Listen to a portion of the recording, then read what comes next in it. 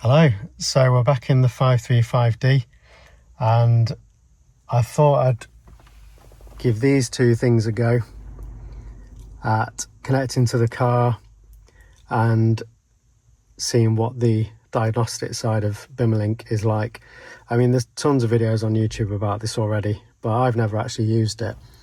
I do have a top-on RT-Diag Pro, which is really good, and ISTA. So I'm wondering if this is like a more convenient version of those two things. Most likely it is.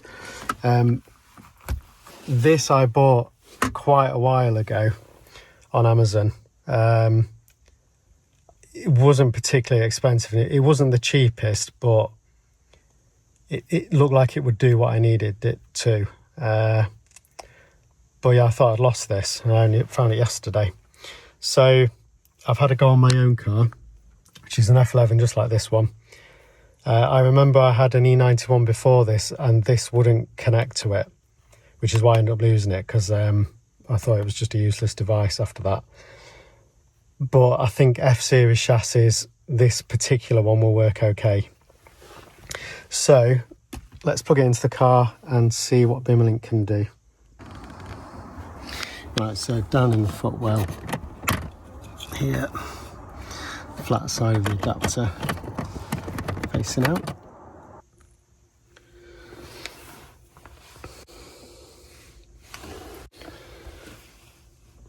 So you don't need to connect to the device from your settings menu. This is an iPhone I'm using this on, so it might be different on Android. Oops. So you load up Bimmerlink and reflection, press connect. This is a Vgate iCar Bluetooth. Connect.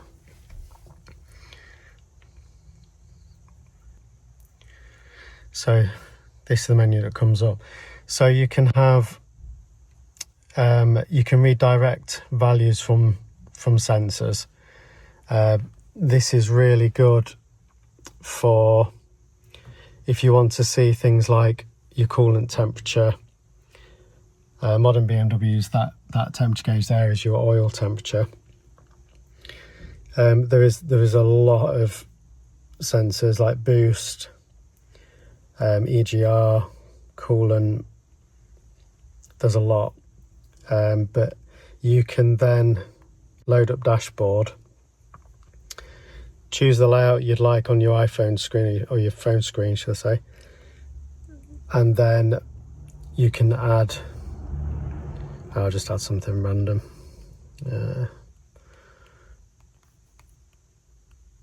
That'll do. Done. And then it'll load them into like a dash display. So if you had your phone on your dash, it'll show you the readings from the sensors. That's pretty nice. Dedicated DPF section. I think this is really, really good. All of this is available on ISTA and on a lot of top dons, I would imagine. But it just tells you really clearly what the readings are. I was going to start this up and just read what the pressure is, but I'm pretty certain it's totally blocked. I just don't want to put the engine under any unnecessary strain now. Battery registration.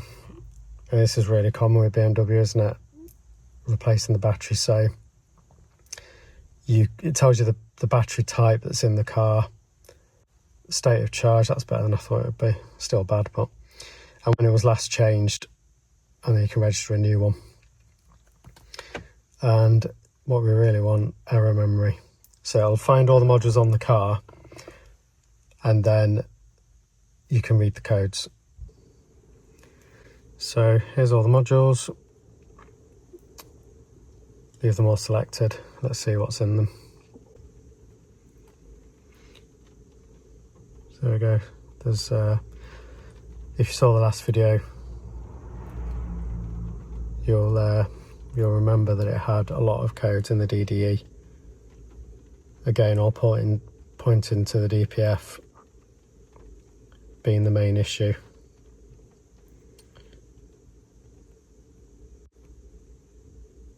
Yeah, so the car battery's low, as in the key battery. Okay. Right, so I'm going to clear those because I've got a record of them now.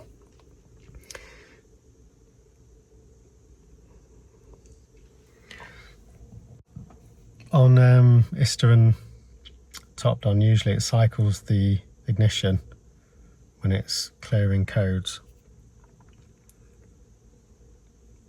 So I imagine it will do the same now.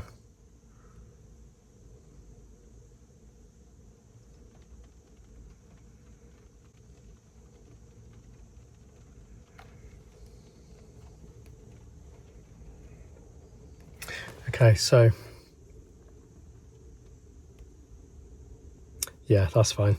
So when it says it couldn't clear all the codes, this one, it will be a persistent one now. All it is because the mileage on the DPF has exceeded a certain amount, and it's like a BMW code that you get after so long. It doesn't put on an engine light, but it's just warning you the DPF's coming to the end of its life. Obviously, I'll be removing it and deep cleaning the DPF, so I won't be replacing it unless it's absolutely ruined. So parking brake, it's got an electric parking brake, so you can wind in the calipers or the mechanical mechanism that then allows you to push the caliper in to change the pads. And this is very handy. So you can see, this gives you an idea of what state your gearbox is in. So this is telling you the pressures for the clutches and the speed that the clutches are filling at. And then you get a helpful thing at the bottom telling you the ranges that they should be. I'm not an expert on gearboxes, but looking at those, I think they're all good, I would say. And we've got service reset. So engine oil. During March 24. Brakes. Okay. Yeah, that's pretty good. It's pretty nice that. This will be really handy. Saves getting a laptop out or the top down. This is actually a bit quicker and something you can just put in your pocket. So yeah, pretty impressed with that. So it hasn't told me anything new. It is essentially the DPF is blocked. Right, so that's a pretty good app. I'm really impressed with that. I think it was £50 to activate it. Before you've paid for it, it does let you connect to your car, make sure you've bought the right adapter. So I checked all that first before paying for the app. So yeah, really good. And it would show me the DPF readings, and I hadn't paid for the app yet, so that's quite good. Next I'm going to try Bimmer code. Again, I have tried this earlier today on my own car, and that did open things up that I haven't already got, because my Ista setup is using an OBD, whereas the F10s, F chassis are using iCar for coding. So I've not been able to do any coding really. Top Don does some basic changes, but nothing, doesn't do all of them. So I'm going to try now the Bimmer code app, but I'll do that in another video.